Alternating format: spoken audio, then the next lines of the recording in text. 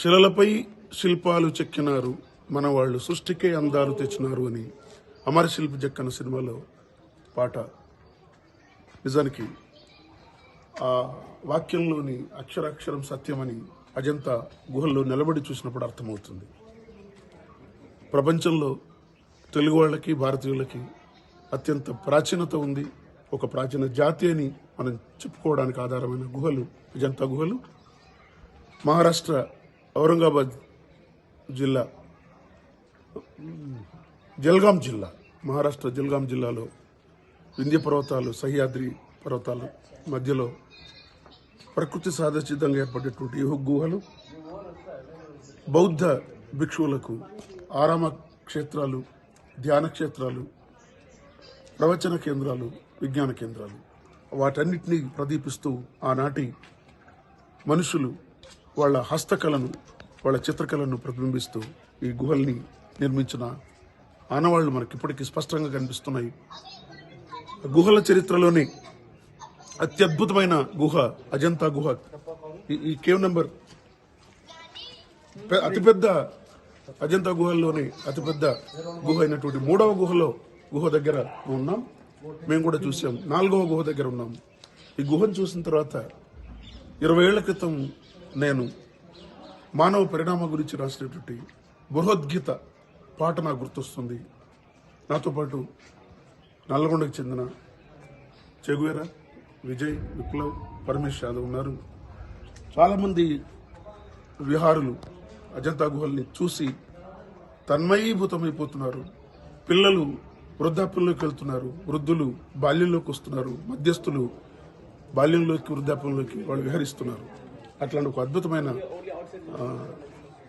అనుభూతికి గురి చేస్తున్న గుహ చూసిన తర్వాత నేను రాసిన బృహద్గీతలోని మొదటి పంక్తిని వివరించే ప్రయత్నం చేస్తాను. మట్టికున్న మహత్తు మనిషి పొందినాడు, మట్టికున్న మహత్తు మనిషి పొందినాడు, మనిషికున్న విద్వత్తు మట్టి అందే చూడు, మట్టికున్న విద్వత్తు మనిషి పొందినాడు, మనిషికున్న విద్వత్తు మట్టి అందే చూడు, మట్టి మనిషి, మట్టి మనిషి మహోద్యమాల జోడు, మట్టి మనిషి మహోద్యమాల జోడు. అడవులలో తిరుగాడుచు గుహలను పరికించినడు, అడవులలో తిరుగాడుచు గుహలను పరికించినడు. కండరాల శక్తి నోర్చి బండరాళ్లను పేర్చి, కండరాల శక్తి నోర్చి బండరాళ్లను పేర్చి, గృహము కట్ట నేర్చినడు, గుండె తలుపు తెరిచినడు. మట్టికున్న మహత్తు మనిషి పొందినాడు, మనిషికున్న విద్వత్తు మట్టి అందే చూడు, మట్టి మనిషి మహోద్యమాల జోడు, మట్టి మనిషి మహోద్యమాల జోడు. ఈ గుహని చూసిన తర్వాతనే మానవాళికి గృహం కట్టాలనే ఒక ఆలోచన వచ్చింది. అట్లా గృహస్థ జీవితం నుంచి గృహస్థ జీవితంలోకి మారిన గ్రామమే దీని పక్కనే ఉన్న అజంతా గ్రామం. ఒక 3000 సంవత్సరాల 2500 సంవత్సరాల కాలం నాటి గుహలో నివాసం ఏర్పరచుకొని గుహ నుంచి గృహానికి చేరినటువంటి పరిస్థితి మనకు ఈ గుహల్ని, అజంతా గ్రామాన్ని చూసినప్పుడు మనకు అర్థమవుతుంది. అందుకని ఈ గుహల్ని చూసి ఇవాళ మనం తర్వాతి ప్రపంచానికి సంబంధించిన అనేక విషయాల్ని ఈ గుహల్లో చిత్రభూతం చేసిన, మంత్రపూరితం చేసిన, లిఖితం చేసినటువంటి ఆ కళాకారులందరికీ ఇప్పుడు బ్రతుకున్న మనుషుల తరపున, మళ్ళీ పుట్టబోయే మనుషుల తరపున కూడా నేను ధన్యవాదాలు, కృతజ్ఞతలు చెప్తున్నాను. బహుశా ఏదో మంత్రశక్తి, ఏదో అద్భుత శక్తి ఆ మనుషులకు ఉంది. ఏమిటి అంటే వాళ్ళ రెక్కలే, వాళ్ళ హస్తకళ, వాళ్ళ చేతులే వాళ్ళ మంత్రాలు. వాళ్ళ చైతన్యమే వాళ్ళ వాళ్ళ మంత్రాలు. అందుకని ఇది బహుశా బుద్ధుడు అందుకనే ఇక్కడికి వచ్చి, పరమాత్ముడు వచ్చి ఈ గుహల్లో నివసించి అనేక ఉపన్యాసాలు ఇచ్చి ధ్యానం చేసి వేల మందిని, లక్షల మందిని అహింసామూర్తులుగా మార్చిన పరిస్థితి మనకు అనిపిస్తుంది. నిజానికి ఈ వర్షాకాలంలో వచ్చుంటే ఒక స్రవిస్తున్నటువంటి జలధారల మధ్య అజంతా మరింత శోభామయంగా ఉండేది. మరొకసారి భారత ఆర్కియాలజీ డిపార్ట్మెంట్ వాళ్ళకి ఇక్కడ ఈ అజంతా గుహలు ఇంత పరిశుభ్రంగా అందంగా కాపాడుతున్న సిబ్బంది కూడా నేను ధన్యవాదాలు తెలియజేస్తున్నాను. I thank all the maintenance officers to sweeper. This type of cleaning you have to maintain for the children, for the women, for the old men and visitors. You are taking less money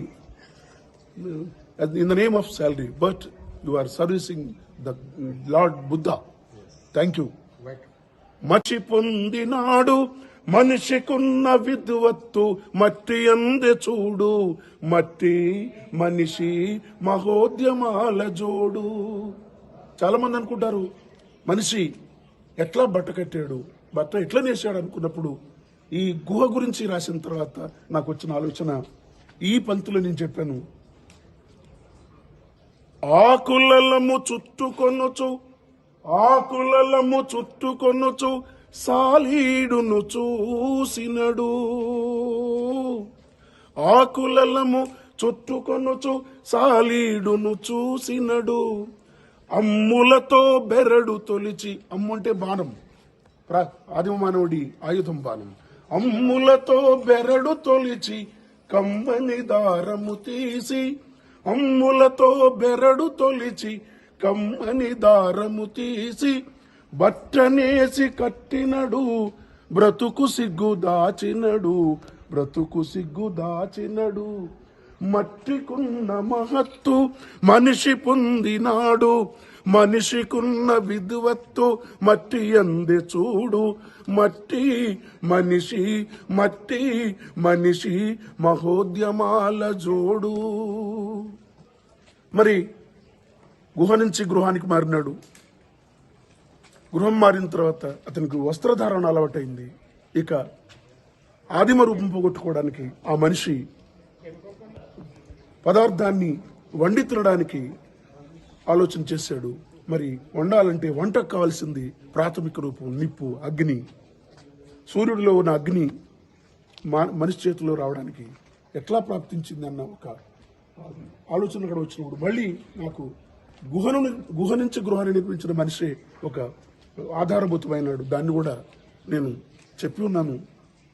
నా ఈ పాటను భగవద్గీత అనే ఈ పాటను 2004 సంవత్సరంలో ఆంధ్ర పత్రికలో ఆనాటి సంపాదకులు ABK Prasad గారు సాహితీ గవాక్షంలో పేజీ పుటంతా వేసి ప్రతి పంక్తికి ఒక అద్భుతమైన ఇలస్ట్రేషన్, ఆ పంక్తికి సంబంధించిన బొమ్మను కూడా వేసి పాఠకులకు పరిచయం చేసినారు. ఎందుకో 20 ఏళ్ల తర్వాత, 2 దశాబ్దాల తర్వాత ఈ గుహల్ని చూసిన సందర్భంలో నేను ఆయన జ్ఞాపకం చేసుకోవాలనిపించింది. ఇప్పుడు మనిషి నిప్పెట్లా తయారు చేశాడు అనుకున్నప్పుడు మళ్ళీ మట్టికున్న మహత్తు మనిషి పొందినాడు, మనిషికున్న విద్వత్తు మట్టి అందే చూడు, మట్టి మనిషి మహోద్యమాల జోడు, మట్టి మనిషి మహోద్యమాల జోడు. మనం చూస్తున్నాం ఇప్పుడు ఈ పర్వతాగ్రాల నుంచి జలధారలు వస్తున్నాయి. అది శీతాకాలం. చేతులు పైకి విదిల్చుకోవడానికి కూడా ఒక గత్యంతరం లేని ఒక దుస్థితి. ఎముకలు కొరికేచాలి, తనకు వేడి కావాలి. అందుకని తను ఆలోచన చేశాడు, వానలు చలి కురిసినప్పుడు వేడిని తను కోరినడు, వానలు చలి కురిసినప్పుడు వేడిని తను కోరినడు, రాచిప్పల ఖండించి రాచిప్పలంటే రాయి చిప్పలు, రాచిప్పల ఖండించి తొలి నిప్పులు మండించి వనముకంత పంచినడు, వంట వార్పు నేర్చినడు, మట్టికున్న మహత్తు మనిషి పొందినాడు, మనిషికున్న విద్వత్తు మట్టి అంది చూడు, మట్టి మనిషి మహోద్యమాల జోడు, మట్టి మనిషి మహోద్యమాల జోడు.